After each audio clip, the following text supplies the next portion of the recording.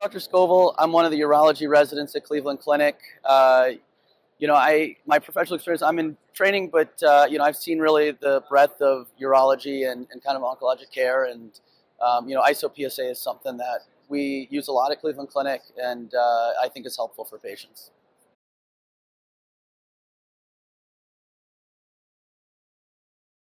So I think there's a lot of guys that have elevated PSAs, and nobody wants to undergo a biopsy. No matter how you approach the biopsy, it's not really a pleasant experience. And I think IsoPSA has really positive affected people that really do need a biopsy but need that extra motivation, or for guys that might have a little bit of anxiety and you're trying to steer them away from doing a biopsy and just hanging tight. I think it really provides kind of that comfort in both directions. In our experience, typically MRI is often available, but it is an expensive test, and IsoPSA can provide both an adjunct, for guys that have negative MRIs.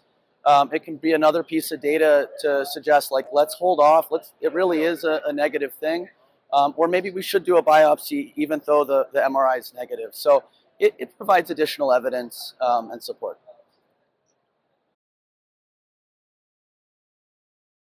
Yeah, so one of the important things in any of these diagnostic tests is, does this test perform the same across all people and all populations? And if it's a good test for one group but not for another, that we got to know that, because it affects how we use it.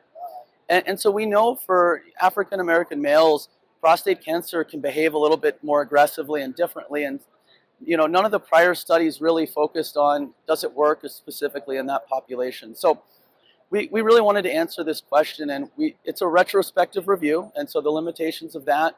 But we looked at about 800, 900 men that had IsoPSAs and biopsy data, and what we found was there was really no difference in the efficacy of IsoPSA as a diagnostic test in white men and in men that were African American or non-white at all. So I think that gives us at least some good evidence that this is something that works in a broad range of populations, and something that we probably should look to the future and prospectively to really prove that out.